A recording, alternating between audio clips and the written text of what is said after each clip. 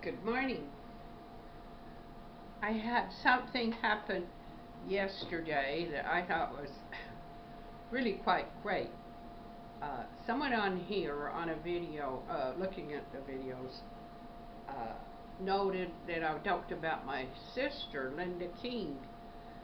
And Linda King has achieved some semi-fame, you might say, from her poetry, her book, her sculpture of the famous California writer Charles Bukowski. She had a relationship with him for around 5 years. So anyway, I was looking on the internet after this person talked about Linda, and I found this wonderful video that had been put together in 2013 that I don't think she had seen, and was consisted of pieces of film that were put together or maybe even taken from other people's film. And anyway, it showed Linda, my sister, just gorgeous. And she had in all those clips, she was dressed in a gorgeous outfit now, and it was around when she was 30 years old, I'd say, and she had a wonderful hairdo, and it even showed her sculpturing, and it just kind of taken some of the best pieces that were filmed of her and Bukowski at that time. Oh yes, Bukowski was even crying on it about, you know, her and their breaking up. And so I told Linda, I said, I haven't seen this before, but what a wonderful find when Linda's up in her 70s now. She's 9 years younger than I am. What a wonderful thing to see yourself on film when you were 30 and you just look great. And anyway, I said, I think that if people get in the habit more of filming themselves when they're talking, especially when they're doing something, talking about something really special, something that they are very passionate about, and put it on film, this is the big incentive to stay in shape. So you're always going to look good on film, even if you're like 85, I told both of my sisters, for heaven's sake, you guys, why don't you get on film? Linda just published a book, which I think is a remarkable book. She wrote the story of her nervous breakdown, and she wrote this before she ever met Bukowski.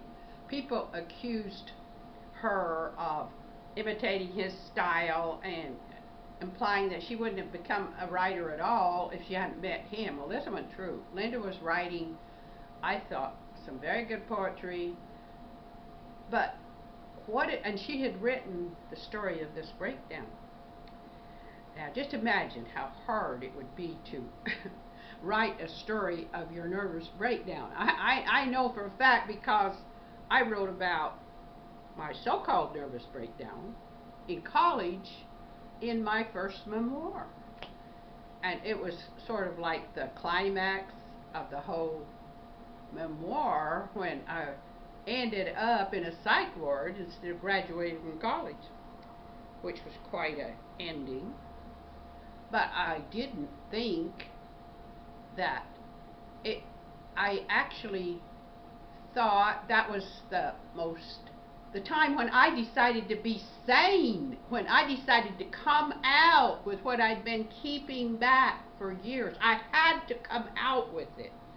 I had to reveal secrets I'd been keeping that were just eating on me. I had to do this, and I was able to reveal them in part in the psych ward. But the ordeal and the process of getting out of electric shock treatment, which they prescribed to everybody, was Well, it almost killed me. But I was afraid that electric shock, because I had chronic fatigue at the time, would kill me. And I told him this. I said, I have something wrong with me. You can't give me electric. Well, everybody kind of tried to get out of electric shock. So, but Linda didn't get out of it. She was prescribed it. She didn't want it, and she got it. So there's a big drama involved in her nervous breakdown book. And I told both of my sisters and her, both of them coming out with books all the time, they should get themselves on film so we can see them as they are now. Like my sister Ann is an absolute inspiration. She had lost her pancreas. They had to take it out because it was turning to cancer and would have killed her. And she has been so disciplined. She's been able to stay alive and do all kinds of work. Nobody can outwork her. So this face, this person should be preserved on film too. But they're bashful, like a lot of people are, about getting on video when they get wrinkles, when they get, well, this is a wonderful face, and it should be on film to inspire people after she's gone. So both of my sisters, I've tried to persuade them that they should get over and if they put on weight, just, a lot of my videos are showing me fat and my thighs are like, but that was the way I was at the time, and then I'd look at that and look at it and look at it and think, oh, I can do better than that. Oh, I had then the habit of saying, well, I'm slightly obese. But I chipped away at this weight and tried to get myself in shape so that I'm going to look good on video, because nobody has made more videos than I have, so I needed to. And I dress, I find clothes, I do all kinds of things to enhance my video.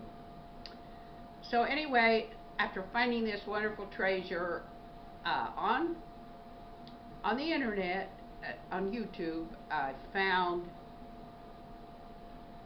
this video showing my beautiful sister.